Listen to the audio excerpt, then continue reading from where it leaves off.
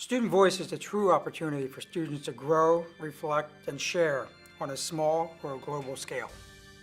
The student's voice has been a long neglected part of that curriculum, and now it must be a necessary part that all students get to experience with their teachers in the school community. Really giving the student the agency to impact how they learn and how they express that learning. You create an environment that allows students to disagree with you. Student voice allows students to find greater success in the workplace and to be contributors to society as adults. Students as decision makers, as innovators, as artists, and allowing them to be fearless in their learning process. Most of us are 10, 20 years removed from school, and so our very definition of student voice might not be accurate. Students, whether we like it or not, really have changed. They're constantly stimulated, they're constantly on. They have a different definition of what voice is. Student voice to me is the ability to empower the student to be able to express their own creativity and to allow them to incorporate that into their own learning experience.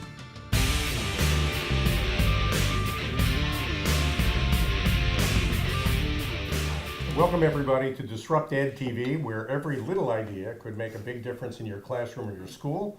I can't think of a bigger little idea than student voice, and that really is our subject of an expanded edition of DisruptED TV with a very large panel of experts and some special guests. My name is Al Cini. My name is Joe Osamendi. And with us here as special guests are Dr. Edwin Torres of the MITRE Corporation. The MITRE Corporation is dedicated to solving problems for a safer world. They work across the whole spectrum of government through their federally funded R&D centers. And Ed, if I may, is here to learn about student voice because MITRE is considering funding the development of a platform to capture it and make it available to students and teachers. Also up here, we've got Bobby Dykeman. Bobby is, nice to see you, Bobby. A real pleasure. He's a junior at Neptune High School and a member of the Neptune Township Mayor's Youth Advisory Panel. But before we begin our program, before we begin our discussion, let's introduce the members of our panel, starting with Kathleen Brady. Hi, I'm Kathleen Brady. I'm the Executive Director of Career Services at Georgia Court University and an adjunct instructor as well. Good evening, everyone. I'm John Henry. I'm with New Jersey School Boards Association. I'm their STEAM and Sustainable School Specialist. Hello, I'm Jared Schurz, and I'm the founder of Teacher Coach. I'm Mark Natsanagara, Assistant Superintendent of Operations in Toms River Schools. Hi, I'm Christopher Nagy. I'm the Superintendent of Schools for Burlington County Institute of Technology and the Burlington County Special Services School District. I'm Kimberly Harrington, former Commissioner of Education for the state of New Jersey and an educator of 25 years. I'm Glenn Robbins. I am the current superintendent of the Tabernacle Township School District in Burlington County, New Jersey. Hi, I'm Michelle Rispo Hill. I am a world language and special ed teacher at Delsea Regional High School. Hi, I'm Dr. Tracy Severance. I'm currently serving as Director of Student Performance for the Mount Olive School District, and I also have an educational consulting company. Hi, I'm Bob Price, recently retired Director of Curriculum and Instruction, Adjunct Professor at Montclair State University, and President-elect of Learning Forward New Jersey. Hi, I'm David Stout, Interim President of Brookdale Community College. Hi, I'm Jeremy Reich, Project Coordinator for the Future Ready Schools New Jersey Certification Program. Hi, I'm Major Greg Penzak, United States Marine Corps retired, and I'm presently working as the Senior Naval Science Instructor at Colts Neck High School, Navy Junior ROTC. I want to thank all of our panelists for joining us, and if you're a teacher or a school administrator out there watching this episode of DisruptED TV, we hope you'll pick up an idea or two or a suggestion how you could be more attentive to the concept of student voice. We know Ed is going to get a lot out of this discussion and certainly a lot out of understanding what it is he needs to build when the time comes. I want to start with Kimberly. And my question for you, Kimberly, is if you can explain to us what student voice is, I think that would be helpful. So student voice is really the listening to and collaboration with students in the development of ideas, platforms, things that are important not only to adults but to students. And that voice is expressed in a variety of ways. So in education, adults do a lot of talking about what's good for students and how they should learn and the types of questions we should be asking them, but very rarely do we really listen to and include students in a deep and meaningful way in the conversation that is about their learning and their journey. The second way that I think voice is expressed is in the development of student voice. So that doesn't come naturally, just like any other skill that we have or use as adults. It's something that must be developed along the way. And I believe that for students to have a real impact in their careers and later in life as they give back to the world around them, they need help in developing the voices. And I believe there's 3 really critical voices that need to be developed for every child. I think they need the voice of speech, which allows them to have a platform or a topic that they feel passionately about and to be able to speak to that with evidence behind what it is that they believe in and not just their opinion. I believe that the second voice they need is the voice of creativity, which brings a fire and a passion to the words and the platform or topic that they speak on behalf of. And that might be their love for the arts or sports or robotics. Whatever that might be, it brings the flair and the passion to the words. And then lastly, it's the voice of the heart, which allows children to speak on behalf of someone outside of themselves, to lend a voice on behalf of others, and to give back to their community, their state, their country, and the world around them. And I think when you help to develop those voices in children, that you provide them with an incredibly powerful tool to use on their own behalf and on behalf of others to make a difference. And I think, as I talked about, that needs to be something that's developed. I think we have to think about the importance of practice when developing student voice. Again, because it doesn't come naturally, it's something that is built over time. Giving them opportunities to role play and to interact and to develop and use that voice and try it out in meaningful ways. Not only does it allow them to develop that voice, but it allows them to have their learning take on a whole new meaning of ownership. So we know that in kindergarten, we allow students to role play different types of careers, but as children get older, we keep them often sedentary in the classroom and we disconnect the content from the context that it belongs in. So students go through their day collecting skills and information and trying to attach it to the world around them. But they don't often have the experiences that allow them to blend the learning with the experience and also to, again, develop that voice. So for me, that student voice is twofold. It's allowing them the space in the education conversation to help frame how it is they need and want to learn and grow, and also in their future, how that voice can be powerful and impactful. Well, it's exciting to me because beyond obviously asking students how they felt about their teacher or what they got out of their course, we're empowering students at every level of education to take charge of their own learning process and listening to them as they tell us what it is they need to learn and how they want to learn it. Dr. Severns, Tracy Severns, I know that there's been some research done. Before we open the conversation up for everybody, maybe you can tell us what that research says to us? Well, there's a good bit of research that's been done on this topic because clearly it's one that's very important. So one of the reports that I have reviewed recently was done by the Quaglia Institute for Student Voice and Aspirations. And so they actually have a survey instrument that they use to solicit voice, to hear from students. And in fact, they have a teacher version as well. And so they have a tool that they use, and they ask questions that they seek to elicit this information from students. And so they used their research to develop a model where they say what lies at the heart of student voice is the need to, I want to say this right, listen to, learn from, and lead with students. And I think the words that are used are very important because it says to us that we have to deliberately design ways to hear what kids are saying and then to act on that. The other is to learn from. When we believe that there's something that all children can teach us, then it changes the dynamic in the classroom from one that is one directional to two directional. The other is to lead with, and I love the use of the word with, because it says that we're partners in this. So it's moving away from an authoritarian structure where I'm going to tell you what to do and your role is compliance. That together we can form a trusting partnership based on a genuine caring relationship and create a school community where everyone feels a part. So through this work, they developed a framework, and you'll hear many of the same kind of themes that you just heard Kimberly speak to. So they created what they call their aspirations framework. It has 3 primary parts: self-worth, which is about a sense of belonging, that there's a hero for me, that someone knows me, that when I'm not here, I'm missed. The idea of a sense of accomplishment. So within self-worth, it's, do you know me? Do you notice me? Do I matter? And am I contributing something meaningful to this community? The second is engagement. You talk about the importance of fun and excitement.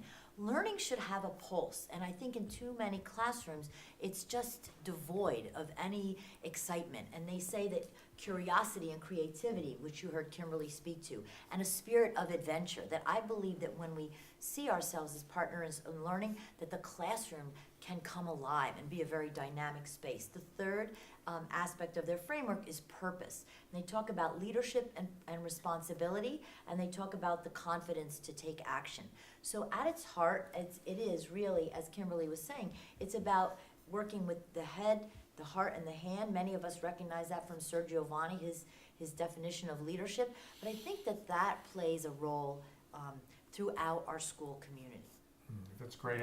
That's really valuable information. I have a question. My question is, I can understand, kind of an older guy, I vaguely remember what it was like to be a student. We have an actual student here, we'll talk to it a bit. Okay. But my question is, early education, let's say pre-K kids, how do we hear their voice? Does anyone want to tackle that?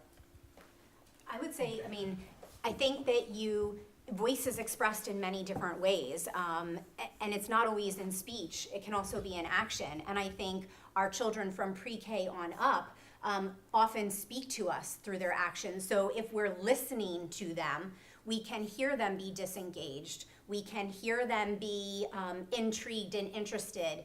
Our youngest learners, our pre-K learners, ask questions. They, we joke around about our toddlers always asking why and following us around with a million why questions. There's just a natural curiosity in children, and I think really needing to make sure that when we listen to student voice, that we recognize that it comes in many different ways, that it's not just speaking, it can be in actions as well. And students, not just our pre-K learners, sometimes demonstrate disengagement or curiosity or excitement through body language, through actions, through interactions with their peers. So I think it's really more about adults being able to truly listen, and then also checking for accuracy to make sure that the way that they listened and what they heard is really what was trying to be expressed. And when we think of our youngest learners, you hear early childhood teachers and parents of young children joke all the time about them being followed around and asked why, and that's that natural curiosity, and that's that student voice, that inquisitive nature of looking to have more information and to make those connections to their world that they're so fascinated by. I think that's a great point. I know that's something that we're definitely going to want to make a note of, because that's a part of the student population we certainly want to be attentive to. Chris, you were mentioning, I think, before the program, something about survival skills related to student voice. Maybe you'd want to... Well, as a former Latin teacher, I look at voice, and it comes from the verb vocare, which means to speak with a living voice, which is basically what Harvard professor Tony Wagner basically is saying, that all students, as well as adults, including our teachers, should actually incorporate these survival skills. There's 7 of them, particularly like critical thinking and problem solving, which focuses on listening and processing, which Kim and Tracy talked about before, and is essential for student learning. The whole idea of collaboration across networks, so developing relationships, and what are good, healthy relationships. And that then brings in some other research. Just at the latest, the Global Human Capital Report was just shared at the World Economic Forum in Davos, Switzerland, and it was talking about the whole idea of human capital. And what does that mean, and what is that for our future? And basically, it's saying that we're looking at the individual's capacity to collaborate, innovate, self-direct, problem solve as increasingly important in terms of a healthy relationship and an engaged relationship with whatever it is that they're talking about. And also, part of this, and what we see with voice in this particular case, is that it's also being able to be given a choice. Also being able to give an opportunity to not only hear the voice, but also then to be able to creatively put that forth. And so there's such researchers, such as the SAMR model for Dr. Ruben Puntaduro, who basically says that students have the opportunity to ultimately go through this model, which basically means substitution, augmentation, modification, and redefinition. Redefinition being that piece where you could utilize social media. You could use some of the biggest and best types of products that are on the market right now for students to be able to share their voice. Voice can be active, it could be passive. But we're looking at a paradigm shift here where it used to be the teacher that was basically the center of the room. Well, now it's the student, and so it's now turned around, and the student wants to be heard. The student wants to be part of the solution. The student wants to be part of the learning process. And in essence, also to set up those parameters in terms of how they should be assessed, and also the types of projects that they would like to take advantage of, so that in fact they can go to that redefinition piece of SAMR. That's great. I mean, if there's anything we've heard over and over again on DisruptED TV, it's that the students need to be placed at the center of the learning process. It's not so much about teaching, it's more about learning and about leadership in the classroom, which I know something Tracy advocates.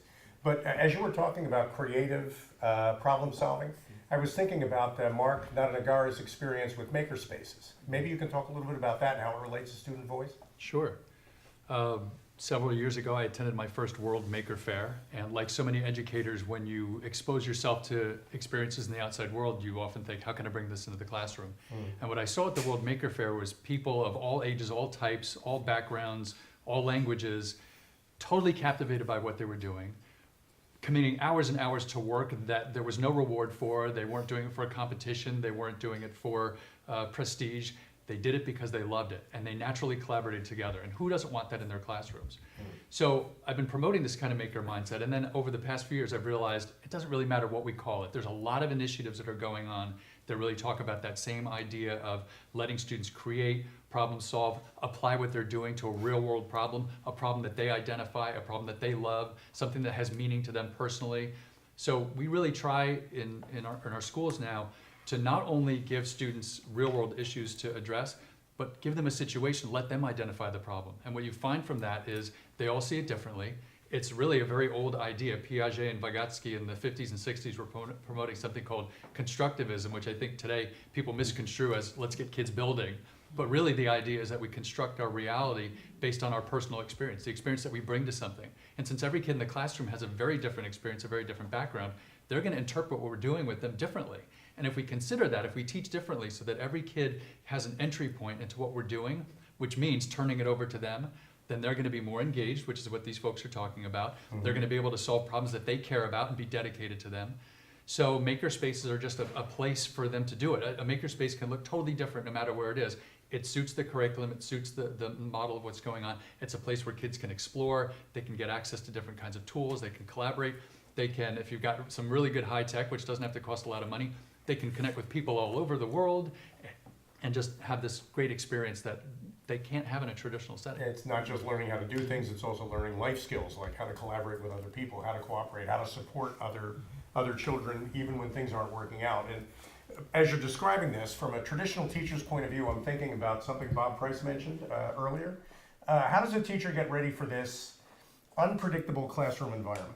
Well, I think we've already heard that it's going to be a paradigm shift in the way that we have thought. And we know, and I'm sure people listening to this may be thinking that, is our school ready for this? Do we have the structure? There's often really strong institutional structures in our school that come up as barriers against this. And student voice isn't simply allowing students to speak. So where do we put our teachers into this who make up an important part of the curriculum? So there's going to need to be opportunities for teachers to learn the strategies and classroom management ideas that would be necessary to create safe spaces for students to speak. Once we open up the gate of voice, we create different situations in our schools that are unusual to the standard traditions. So teachers are going to have to think about the structure of their class, think about all of their students, how much student voice is there to teacher voice, what topics are in or out at times, and then for topics that are out, where are the other places in the school? Where are the other opportunities for students to have a safe and honest place to move our schools forward as we make this paradigm shift? Well, those are really good points, Bob. We're coming up on a break. Tracy, did you want to add I something? just want to say that for teachers to do that, they need to also feel safe in that space. So if they have a view of their role as I am the imparter of information, if they feel stuck because they have a curriculum to cover, then we feel conflicted by the push and pull of I have to kind of soldier on and keep moving through the curriculum, or can we stop and explore these ideas? So I think it really, it has to reside within the entire organization. So the complexity even of the structure of the school. Right. How often do we meet? What is the structure of our extracurricular activities? Right.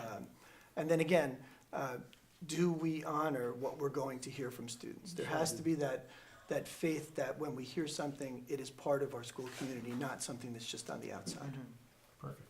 We're going to take a break. We'll be right back with more DisruptED TV and a very distinguished panel of experts after these messages. Stick around. Student voice for me is about understanding, expressing, and negotiating one's needs. And it's the job of the classroom leader to cultivate that in a safe way, but also with accountability. Student voice is a two-step process, and for the student, it's about taking ownership of their lives and their ideas and being able to express them. It's also about the teacher having the humility to be willing to become the student. Welcome back to DisruptED TV. My name is Al Cini. I'm still Joe Asamendi. And this is Ed Torres from the MITRE Corporation, and this is Bobby Dykman from Neptune High School. And we have a terrific panel of experts. And just before the break, Bob Price was talking about how to prepare teachers for the paradigm shift that is being driven primarily by student voice. Michelle, I think you said you had something you wanted to add to that. Yeah, as a veteran teacher of 25 years, I can tell you we still have a lot of teachers who are very comfortable with that traditional style of teaching where they're in the center of the classroom. And now there's this shift that we're asking them to include student voices. And so we really have a dynamic shift that needs to happen. One, the teachers have to know what student voice is and what they want to do with it. So not just getting students to give their voice about instruction in the classroom, but also what do we want them to do with it. We need them to integrate, the teachers to integrate that into the classroom. We also need to then transition to empowering the student. As a result of what information they gave us with their voice, what they told us they wanted about their learning experience, how do we then empower them to take control of their learning? And so that is a dynamic shift for us as teachers. And that really requires us developing skills and also having an incredible amount of support from our administrative cabinet so that we feel comfortable doing that. Well, that's a question I'm going to ask in a little bit. And first of all, happy birthday. Thank you. Just to make that point. But Chris, you mentioned, I think, before the break that you had something to add. Yeah, it's interesting. I've been doing a lot of research lately and working with Google Education, K-12 for the United States. And they brought to my attention, it's almost a roadmap for Google and what they're looking at in schools today. And it's in The Economist, Driving the Skills Agenda is the title of the article. And there are two quotes that I thought were just very, very poignant relative to the conversation tonight. First is, young people respond positively to adults who are creative and model the kinds of skills that they want to develop in their students. And the second one is, teachers need to understand that 21st century skills are not taught, but modeled. And so we lead by example. I think that we're leading with role models, and role models in education sound like they're critically important. And I'm hoping that the people out there are watching the program are making notes the way Ed has been making notes, because it's a lot of really valuable information here. Glenn, my question to you is, from a school administrator's point of view, what does a school administrator have to do to support teachers in this paradigm shift? Well, first and foremost, I think it goes to trust and relationships. You have to understand that, a lot of these teachers have had how many bosses before you may have arrived to a building. You need to understand where they're coming from.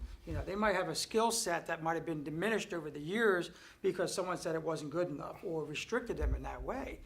So as an administrator, first and foremost, you got to take the coat off. You have to leave the ego at the door when you walk in, and you have to be a human being. Because like Chris mentioned, you have to be modeling every step of the way. And thinking about the model that we had growing up is no longer the model that's going to be successful moving forward.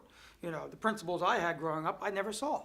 You know, nowadays you have principals, administrators, whatever it may be, out in the hallways, out moving around, having conversations, you know, even on social media, you see that as well. You know, so I know there's also that fear, and you have to understand why the teachers have a fear, and you have to be able to help them work through it together. You know, and, you know, one of the biggest fears is like, you know, if you're allowing so much student voice, what if something comes out you don't want them to say? You know, but right then and there, that's the key point for us to really work with those individuals. You know, we talk about student voice, it could be electronic as well. You know, through the digital capacity that they have, a lot of schools will continue to, you know, shun the device or shun, you know, a laptop. But that's a prime opportunity for us to teach these kids how to truly swim in a digital age, to have that voice to continue going for the future. That's their new permanent record, things that they say, things that they do. And at the same time, you have to be able to show the teachers it's okay. You know, you have children across the globe nowadays who are making a lot of money on YouTube. You know, I have a 5-year-old that wants a YouTube channel. He wants to share his voice. He has done nothing in his life to achieve to show that, but yet he wants to share that. You know, but right there is what will his future be, and why are we stifling? It goes back to Kim. These kids are asking why. You know, and a teacher is the same thing. It might have been pushed out of them throughout the years because of their schooling. So how do you reignite that? So as a leader, ultimately, your job is to create an environment that sparks or ignites their genius that they could not remember or maybe never knew existed in them before. You know, so that's the job of me. How can I make you better? Which would then go on to our students to make them better and allow that free capacity. It's more about us and we instead of me at the top or the kids at the bottom. Now it's one team speaking as a whole.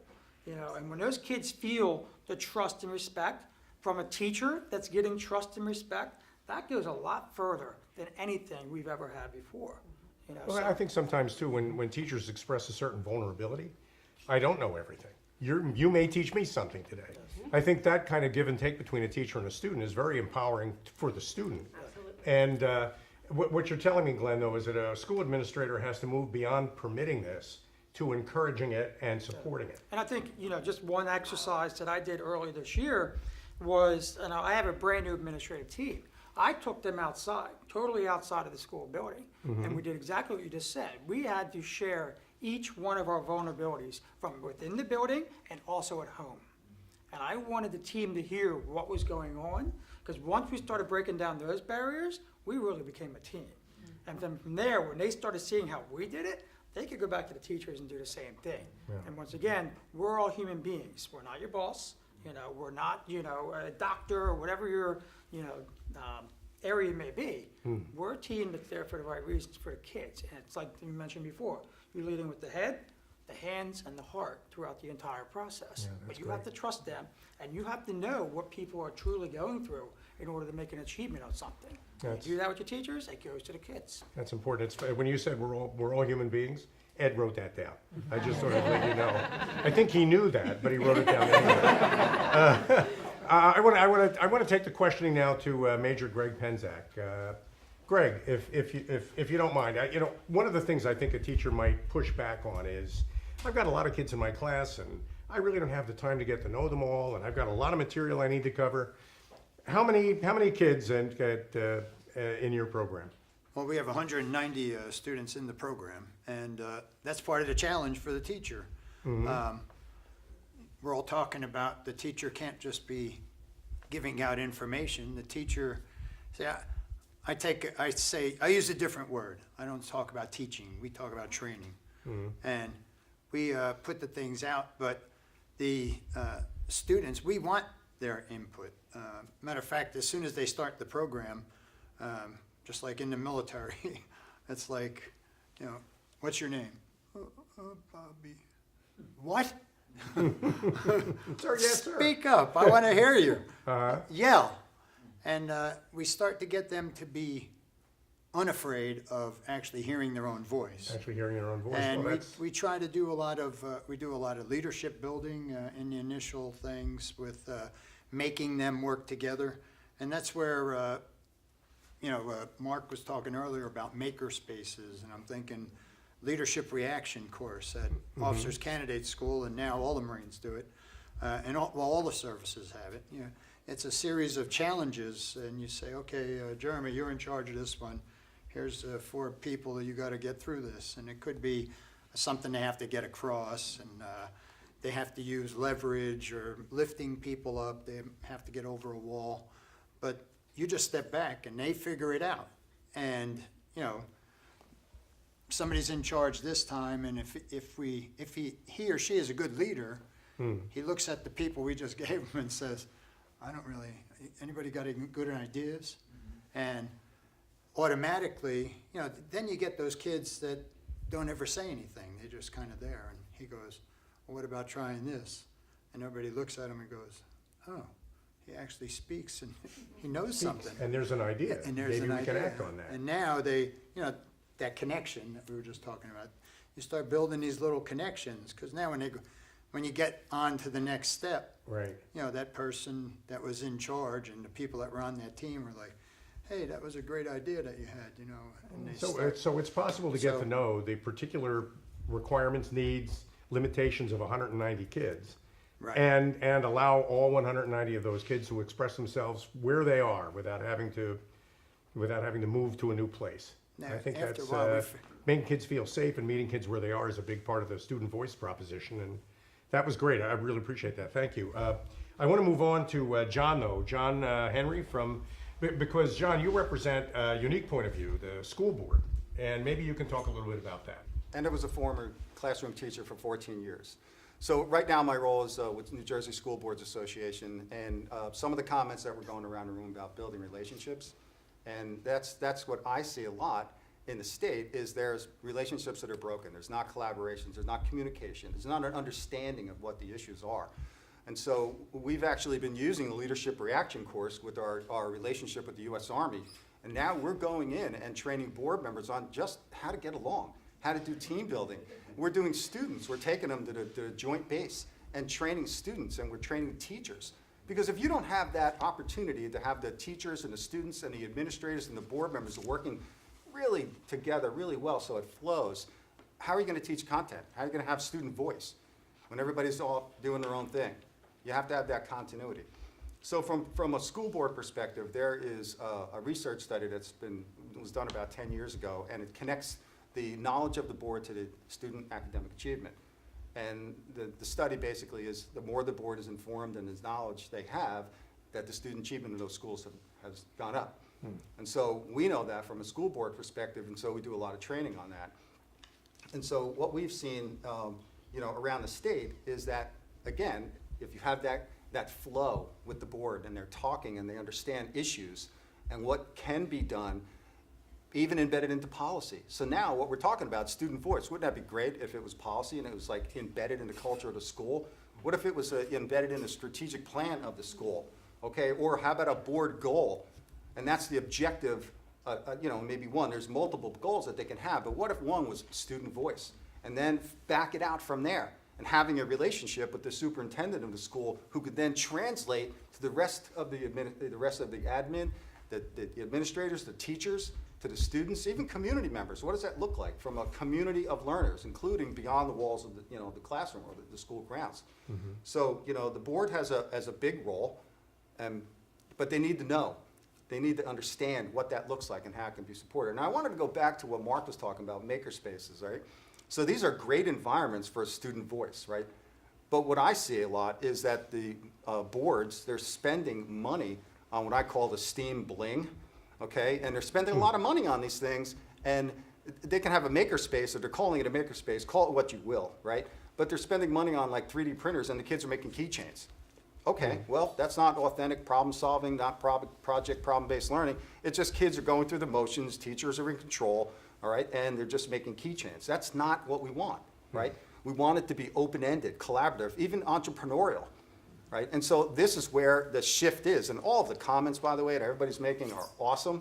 It's great, and I'm looking forward to hearing everybody else's comments as well. But from the board perspective, if they're not informed, then that might filter down to the school, and things are not going to happen. And they have to have a great relationship with the superintendent. And the board members have to have a great relationship with each other. Yeah. I'm being brought in to do leadership training, just talking about team building stuff with school board members because they had some issues going on. You know? Well, I think that's an important point of view. We have to break down the silos between the different stakeholder aspects of managing the educational process. Right. And school board is certainly a base that you need to touch in order to be successful with that. Yeah, they're not off to the side someplace. They should be an integral, They're an integral part of it. of because the they- learning process and the communication between the liaison, the superintendent, and back to the rest of the staff. Yeah, that's really important. And Jared, before the break, you mentioned you had what you referred to as a cautionary tale. Yeah, before I do that, I really like what you had to say. They do that in Singapore. There's a lot more entrepreneurial work towards getting students to apply what they're doing towards real-life situations. And I was also thinking when you were talking about making strategic goals around shared community, how many schools have mission and vision statements in which everybody had a voice in the mission and vision? Do we have common goals, common beliefs, common values, or do we just have to adopt what's being told to us? Are they fluid in that, are they continuously changing? Right? There's a lot we can do around the school culture, which is really the big picture. I resonate with what everybody has to say. There's really little doubt that students will be more involved, more invested in their education if they have a greater voice. I know Tracy's excited about the but.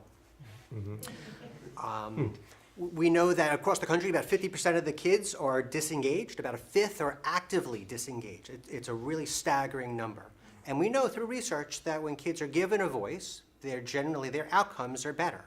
So while we know all of that, we also have to consider the idea that teachers are at 90% disengaged, right?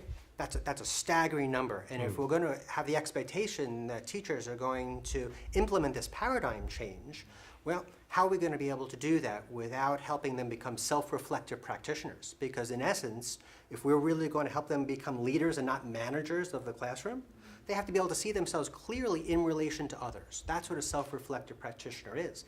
And we've got some folks here from higher ed. Maybe you could talk to whether or not that's part of training. I've not seen any programs in which that's part of the preparation. So what you're suggesting is some professional development around building those skills and creating those competencies could be the solution to the problem.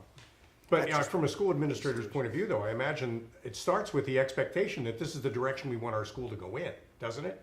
I mean, when you communicate that out as the superintendent, and everybody gradually learns that you mean it, then you provide them with the resources and the training and the help that they need to get there. I guess that's part of getting everybody engaged.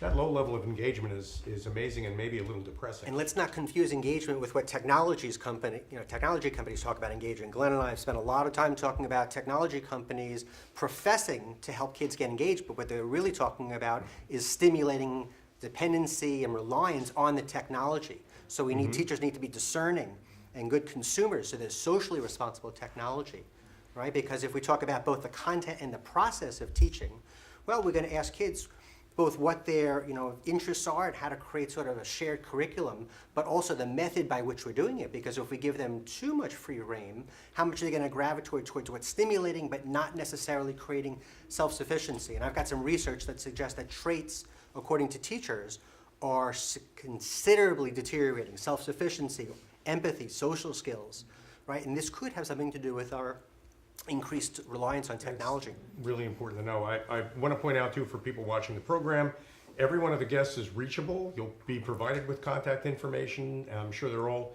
inviting questions you might have. Many of them have brought a fair amount of research that they've done, and I'm sure they're willing to share it. So at the end of the program, we'll give you information on how to contact the members of our panel to learn more.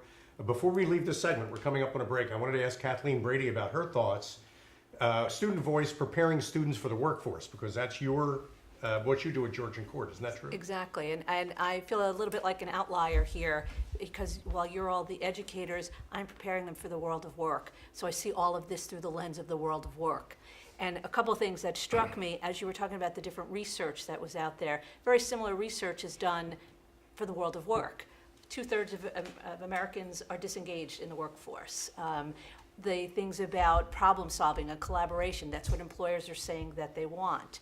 I wonder, the two things that concern me with this is, how does this impact the teachers in the world of work? So I'm kind of moving to the teacher part of this, because these are all wonderful ideas, but teachers are judged and paid on a different set of criteria.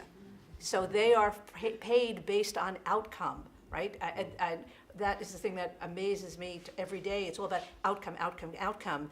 As a career coach, it's all about process. And I'm not responsible for the outcome, but my job is to help them in the process so they get the best outcome. I think most of the teachers today, even the ones that are disengaged, that's what they want to be doing. So student voice, I think that's fine for them, but then the system, the work system has got to kind of get it together and reward the behavior that we're saying is so important that we want. You're actually pointing to an important boundary, I think, the boundary kind of between high school and college, when kids grow up. And we need to take a break. When we come back with more DisruptED TV, we'll talk to a few more people about that particular boundary, because I'm sure we have some other points of view on that. We'll be right back after these messages. Student voice is the opportunity for a student to express themselves in a way that's meaningful for them, in a way that is most meaningful. It could be through art, it could be through their speech, it could be through their writing. But that opportunity for them to express themselves in a meaningful way. But student voice only exists in interaction with another person who is listening to them and receiving that message. Student voice is speaking with a living voice, an active voice, one that is customized according to each individual's needs, one that involves co-creation, co-teaching opportunity, a participant, and a consumer, in order to feel that he or she is heard and also are able to act upon that within an environment where they can take risks.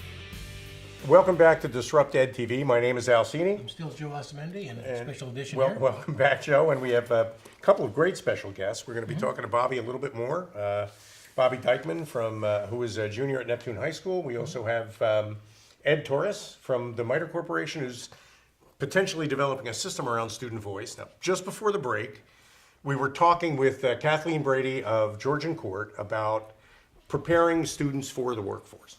And we're now kind of at that boundary that we mentioned between high school and college when kids are growing up. And that's a perfect point at which we can talk to Dr. Dave Stout, who is the interim president at Brookdale Community College. Maybe, Dave, you can talk to us a little bit about your perspective on that. Sure. Historically, I think there's been this very interesting space that's existed between K-12 education and higher education. And I think it's partially because that voice has not been developed.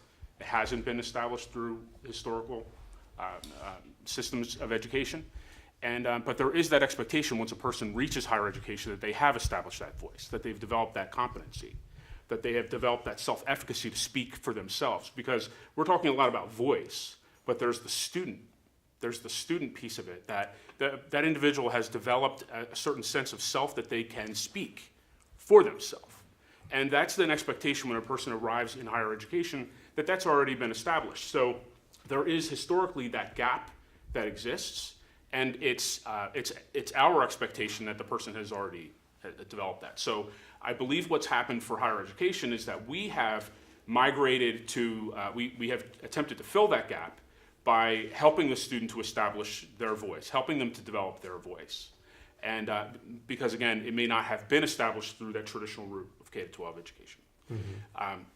I see personally that there's been in that migration back or attempt to fill that gap, that there's been a tendency for higher education to not help the student establish their voice, but instead provide them with information and essentially to mimic that same behavior that's existed in K-12 education.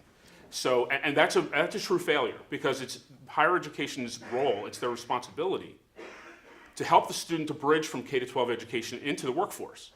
And what the workforce is telling us is that those students that are graduating from higher education institutions, that they must have the ability to speak. They must have the ability to communicate in writing and speech and to solve problems, to think critically. So if we haven't in higher education helped them to establish that voice, then we fail in helping to prepare them for the workforce.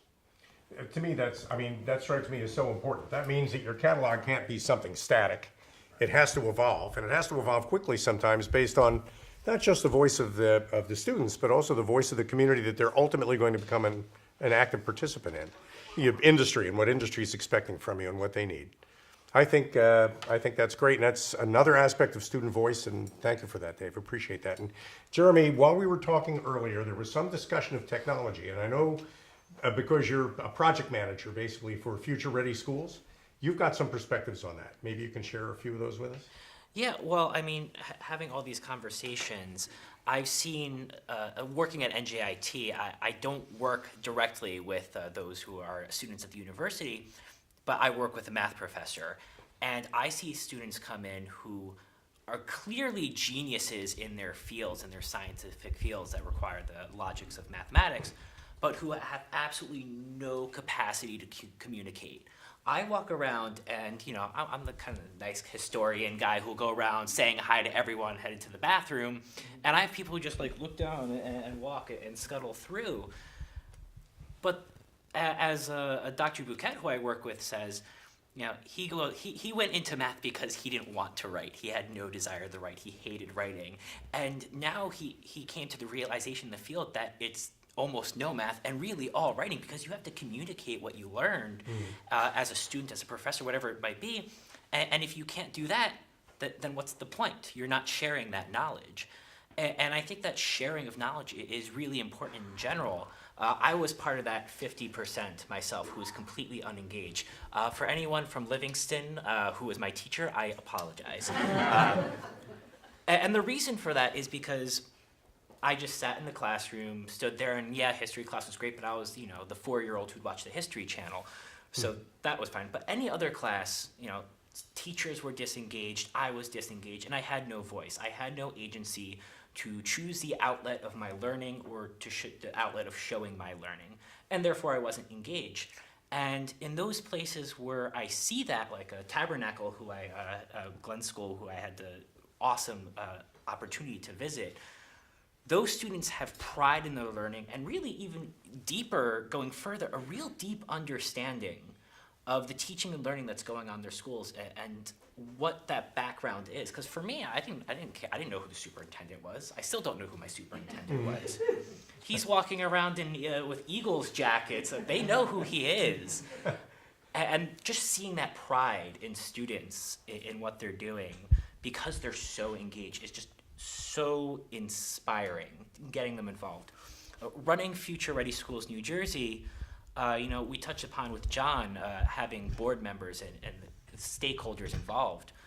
Something that we're doing starting this year in Future Ready Schools New Jersey is actually having students involved on the district level and school level teams that are discussing everything that's going on in the school and the running school, especially regarding the use of technology in the classroom, the support of the use of technology in the classroom. And I think from seeing what I saw in Tabernacle, a student having an understanding of that background, of what's really going on there to create a future-ready student, that is extremely powerful for them and the outcomes that you'll see. Well, you know, I think you're finishing that particular point on a great note. It's not about making future-ready schools. It's about making future-ready students, where the schools just facilitate that process. And there's no way you can do that without listening to the students when they tell you things, however that might happen. I'm trying to think of a way to get through a whole program on student voice without actually talking to a real student. And I just can't think of one. And we're fortunate to have with us today Bobby Dykeman from Neptune High School. And so my question to you, Bobby, as a real student is, how would your experience as a student have been better if this paradigm shift we're talking about had happened 10 years ago, let's say? Well, I have been fortunate enough to be involved in the Neptune School District because there's a lot of opportunities that they've given us. But there are a few highlights definitely that teachers have been trying to implement for a while now. Science teacher I had once in middle school was giving us the opportunity to actually go and, as opposed to her sitting at the whiteboard, she actually gave us the opportunity to come up and do our own research and do our own presentations on things such as tornadoes and the effects of tornadoes, or not necessarily small projects or big projects, but the opportunity for us to actually go and use our own research and our own capabilities to actually show our own voice and show that we're excited about this and we want to learn more about this. And giving us opportunities like that just really help get the student to really just be involved and be engaged. And especially in the film class that I took this year, the teacher gave us free will to just create our own movies, not just a curriculum that he based on a certain guideline saying that you have to create a movie based on this, this, and this. You can go and create your own ideas, put your own ideas on the paper, and then put it into action. And of course, there were those few movies that would probably be expected of some language that did not turn out to be what a teacher really wants to be hearing. But that also gives the opportunity for, I guess in my eyes, the teacher to say, you're allowed to use your own free will, but there are certain things that you do have to be aware of, and one of those things being language. There are certain boundaries, and those boundaries can't be crossed. I mean, they can be walked up to, just can't be crossed.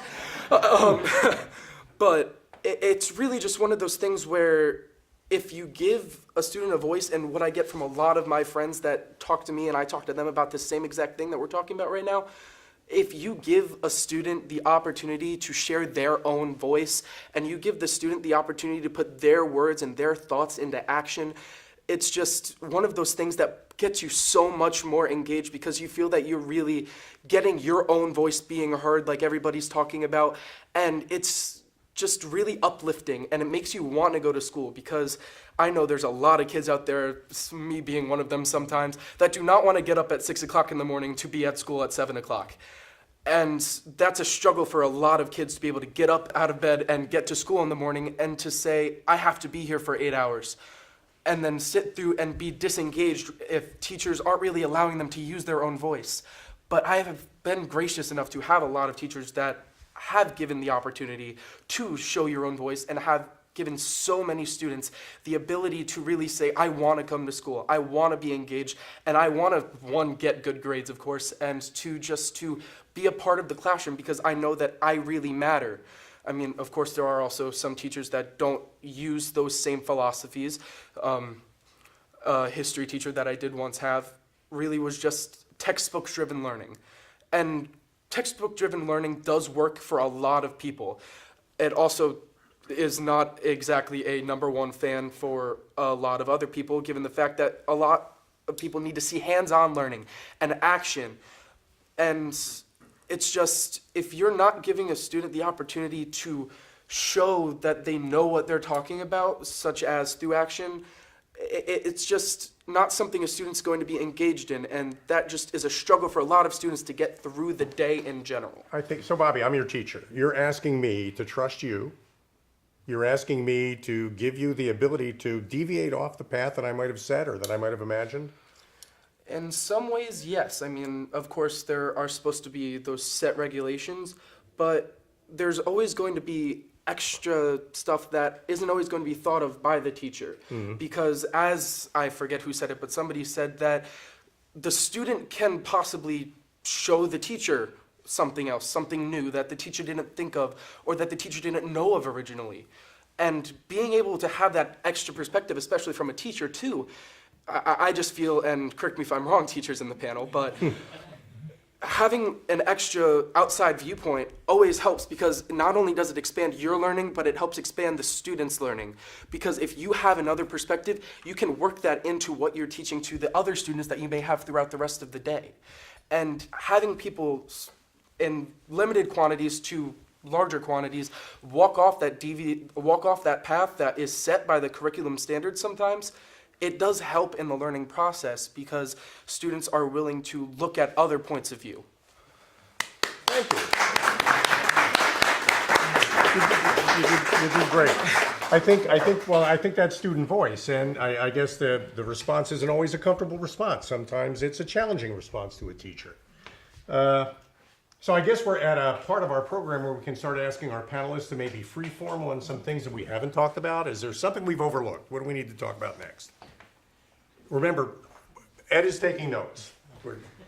Kathleen. It was interesting when the student was talking, or what Glenn said earlier about modeling. That's, you have to model the behavior. And what we're modeling with student voice is listening.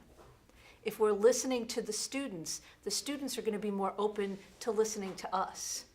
And I think that's the piece, when we're talking about student voice, that's the piece that's the most important piece. Listen to them, but for you to know this is where the line is. This is where this is why the line is there and the boundary is there.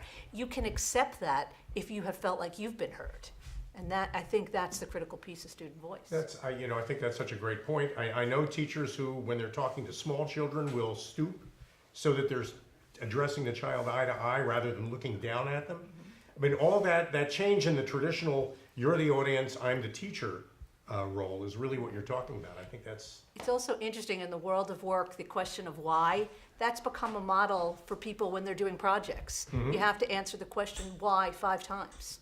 Because usually when you're dealing with little kids, you can get to about 2 before you just say, because I said so, right? Mm-hmm. But in the world of work, if you keep going, why do we do this? Why do we? And teachers have to do the same thing. Why do we do it this way? And by the time you get to the 5th why, you can unpack it a little bit and decide, yes, there's a good reason, or just because we've always done it that way, and maybe there's a better way to do it. That's important. Anybody else?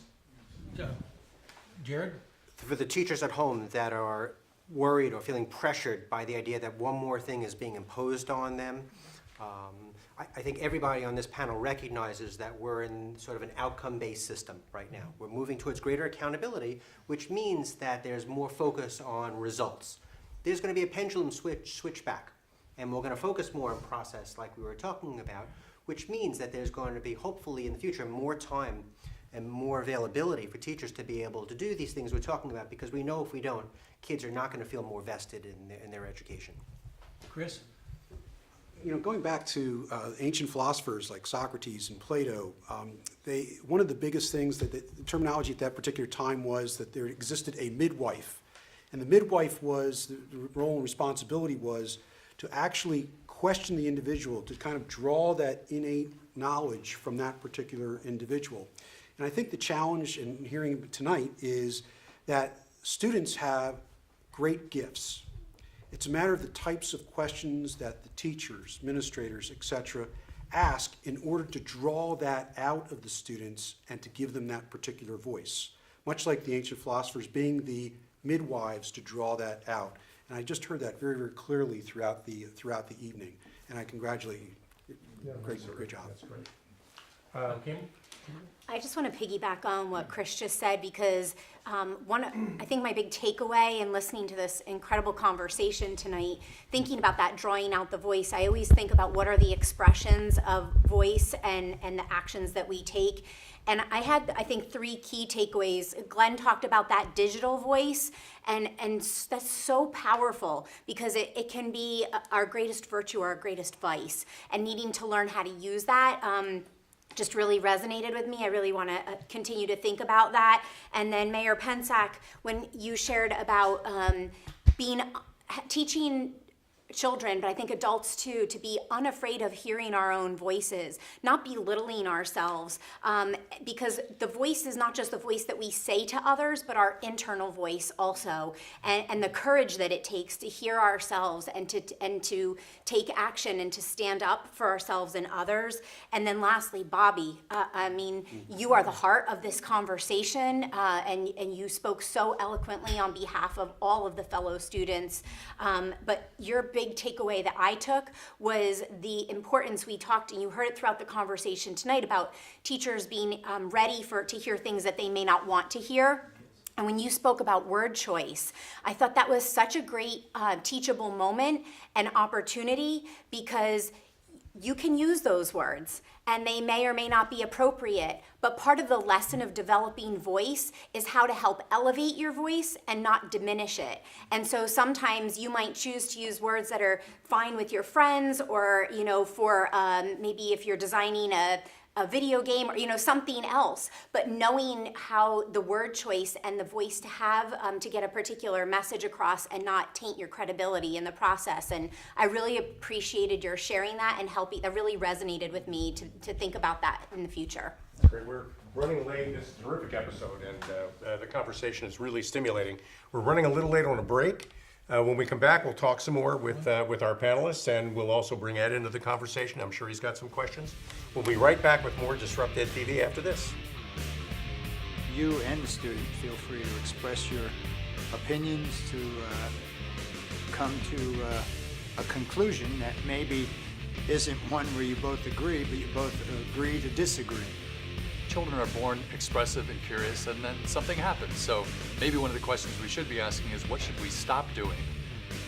The students grow in confidence because they know that they can express themselves and do it in a way that will be respected. Welcome back to DisruptED TV. My name is Alcini. Joe Asamendi. And this has been a very spirited, very informative episode of DisruptED TV. Thanks to our distinguished panel. Before the break, we asked our panel if they had anything that they felt was unsaid that they wanted to express. Glenn, I think you raised your hand. Let's start with you. All right, so just gathering the information tonight, and this has been beyond humbling to hear all of you, so thank you for allowing me to be a part of this. As people out there that are listening and amongst our conversations, for the educators out there, Bobby mentioned the rubrics. What does your rubric restrict to your particular children in your classroom? One of the most powerful things I ever heard from a student was, I love the fact that we didn't have a rubric because I was free to show so much more creativity and not be penalized for that aspect. Thinking along the lines of, when's the last time anybody's updated their mission or vision statement and had the kids actually have a true voice in that? We had the kids surveyed and we surveyed our staff. And now our mission statement is one sentence: empathetic, innovative, game changers. And every kid believes in that aspect. It's much easier to do that than a long version of War and Peace that was created back in 1950, and that's the way it's always been in the school. But those kids having that opportunity to have that part of that mission statement makes it so much more solid. Same thing with the vision. We also have a thing where we talked about the kids. Are we truly hearing them? So we have something called the Tabernacle Way, which we plastered everywhere. And that's 5 different mantras that the people will see when they enter into our buildings. And that is what is mandatory for each visitor to understand, that these are what the kids created and this is who we are. And then, going forward, we talk about presentation. And Bobby, I absolutely love that you're here, because usually when I go speaking somewhere, I bring my kids with me. And they're our best ambassadors. So when we talk about students, I'm just pushing it out there to everyone and anyone that presents across the country or whatever your platform may be. There are a lot of talkers and there are a lot of doers out there. But your kids are your best ambassadors to share that message, to really show, like Jeremy mentioned. We want them to be heard, because at the end of the day, I can talk to the blue in the face how great my school is. But if my kids are not saying the same or don't believe in that, that's totally different, and that's what we have to look at it from an administrative standpoint. And lastly, we talk about college, we talk about voice. Every child has that opportunity in today's exponential world, to truly question, is college truly the right route for me? Is military truly the right route for me? Should I be an entrepreneur in some way? You have a unlimited abundance of connectivity nowadays to become a celebrity at 5, 6, 7 years old. And if you don't seize that moment, that's failure to you. So why are we restricting our kids and saying that, like you mentioned, it's always been done this way, we have to go to college, we have to do it that way? If there's somebody that has an asset or a skill set that should be shared with the world, do it. And that's your passion, go for it. So that's just some of the things that I gathered from all of you. That's great, Glenn. Actually, you offered something I think that I want to pull out and highlight a little bit. Schools have brands. There are brands. Schools have brands. There are ideals of schools. And when I think other people have mentioned in this panel that you teach by example, you lead by example. A brand is an ideal pattern of behavior that the school aspires to. Even the superintendent aspires to it. Yeah. And ultimately, your brand speaks when the superintendent's not around. That's so important. It's the way you behave when nobody's looking. And I think that's critical too. Michelle, you also had your hand up. Yeah, so I just wanted to say Bobby did an amazing job. Thank you. One of the things that you mentioned that hasn't been highlighted as much as I think it should be is about how our students can teach us something. And Glenn did a terrific job of talking about creating his team, his administrative cabinet, that then they would go in and do the same with their teachers and so forth. For us as teachers, our team is our kids. And so to be able to create that, we need input. We need them to teach us something. We need our students to not just tell us things, show us things. And we need to take a back seat sometimes and be comfortable with that. And not every teacher is, And that's something that we really need to work on, where teachers are moving in the direction of being okay with being a facilitator sometimes, but then also being a learner sometimes. And my kids teach me every day, and that's incredible. That's important. And not every teacher is, but every teacher can be. And should be. It's something you can be, and that's important. Absolutely. It's not out of reach for any teacher. No. I think we also had a hand up from Tracy. Yeah, and actually I want to build off of what you were saying, Glenn. So, you know, I've always said there's a fine line between vision and hallucination. So I've been in schools that say, our vision is we build lifelong learners. And then I go around looking for evidence of that and I can't find it. So when we talk about creating lifelong learners, what are lifelong learners able to do? They're able to ask and answer their own questions. They're able to communicate, to collaborate. They're able to do a presentation. You talked about bringing your students with you.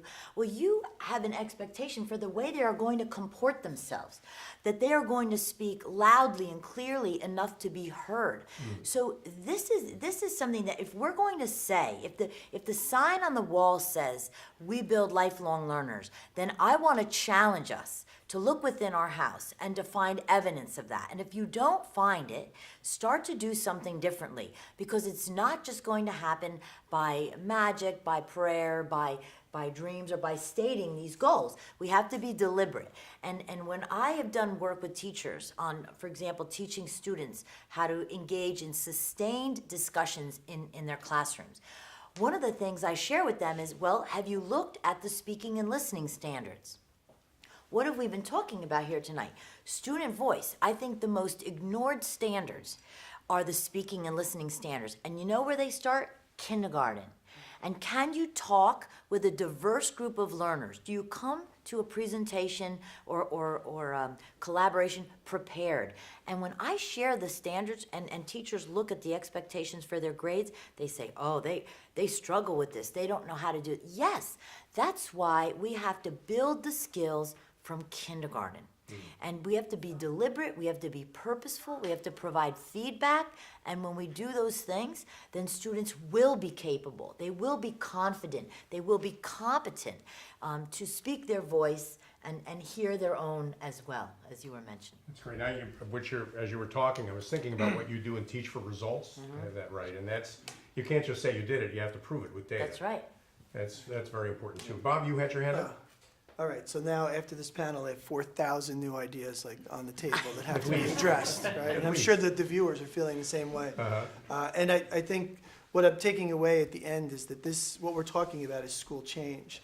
And school change is hard, and it's hard because this is worth doing.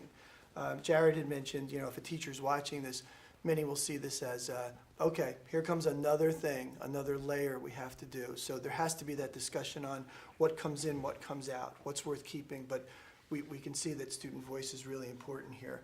I think that I also have concerns about, others might say, well, just make it a mandate. Just get the Department of Education to say that you have to have, X amount of minutes of student voice in here, and then it becomes a checklist which will have 100 workarounds where you won't have any real student voice taking place, but you'll have addressed it.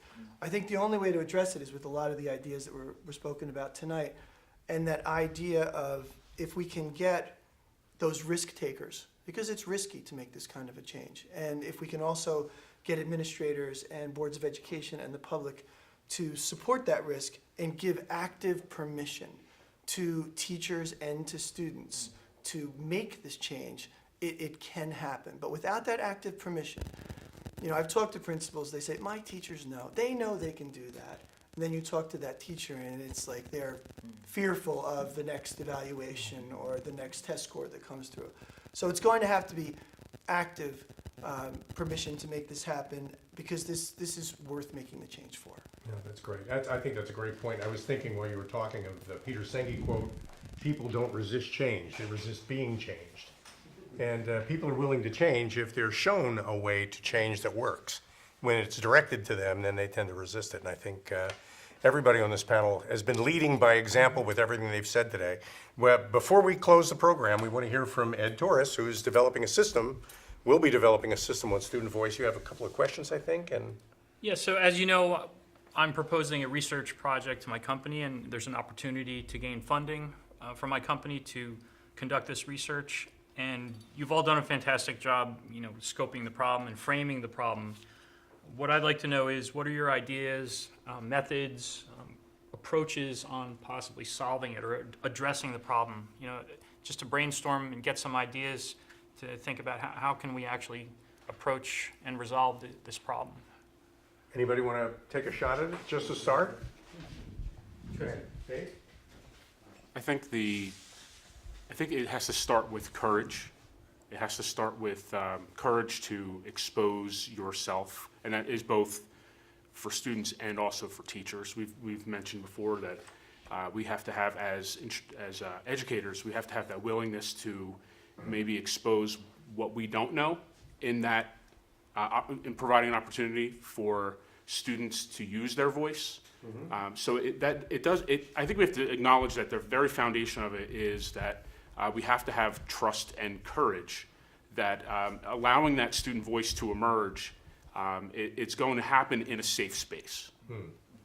That safe space point, I think, is a really important point, or it's just not going to happen.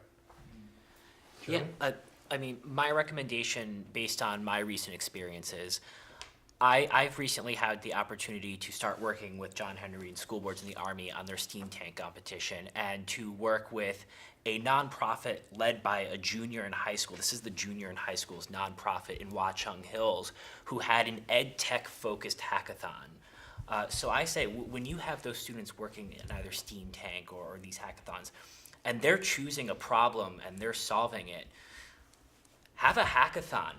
Talk to them about this problem, bring them in, get all of those, super intelligent students from elementary school to high school who are just raring to go. They know what the problems are, and they know how they want to have student voice. For example, at the hackathon a couple of weeks ago in Watchung Hills, one of the things that was stated almost across the board was, when it comes to student voice, the desire for anonymity, at least have the option of anonymity. Because I know, when I was a student, most of the reason I didn't engage in a classroom if it was a particular conversation was because, even though I knew I was probably right, I feared if I was wrong. And to have that option, technical means or otherwise, that's powerful. And utilizing that resource of the students themselves, their student voice, to help them and help you figure out how to provide them with student voice, that would probably be the most powerful thing you can do. That's great. I'm sorry, Tracy, you? So I really think the answer is deceptively simple. It's simply this: ask the questions, listen to the answers, and then act.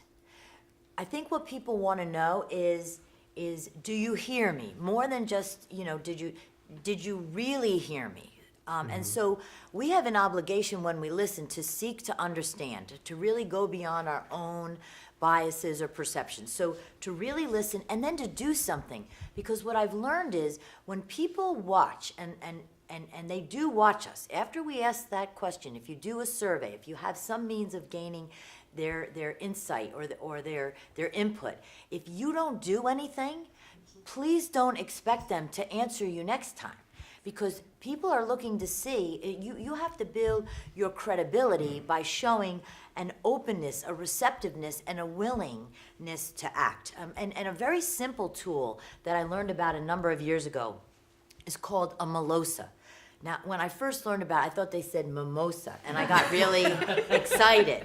And alas, no, we weren't going to drink. It's just a malosa. And here's what it is. It's just, what would you like to see us do? You ready? Here's the beauty. More of, less of, the same as. Its novelty is what opens it up to people really sharing their thoughts. So you could say, I want to be a better teacher for you in the second semester than I was in the first. What do you think I should do?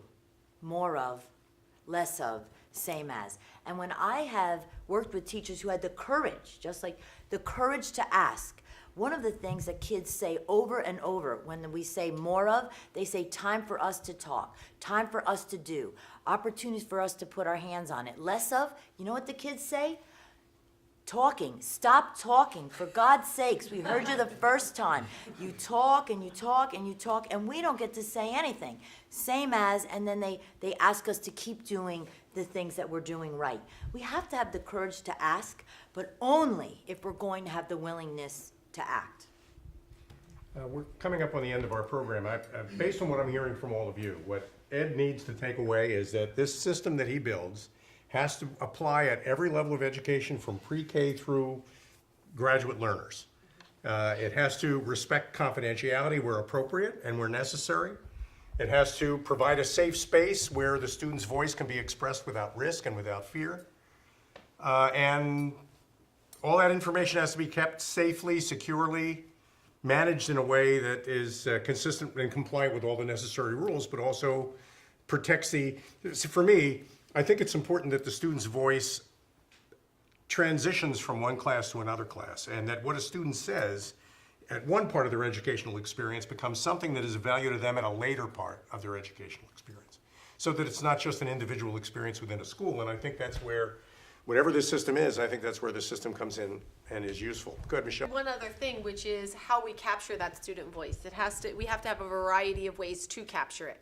So surveys are wonderful, anonymous surveys are wonderful. There's technology out there where they can anonymously also put their thoughts. Some students like to speak, some students like to write. So some of them may like to draw, some of them, it will depend on the type of student that they are and how comfortable they are with sharing their voice, that there should be a variety of methods that we capture how That's we important, and I know there are enough people in this room with Yes. experience with children with special needs to know that that's a community we can't forget in this process. They have to be included as well. Greg? I think you should also include, it should be understood that no topic is too trite for any student.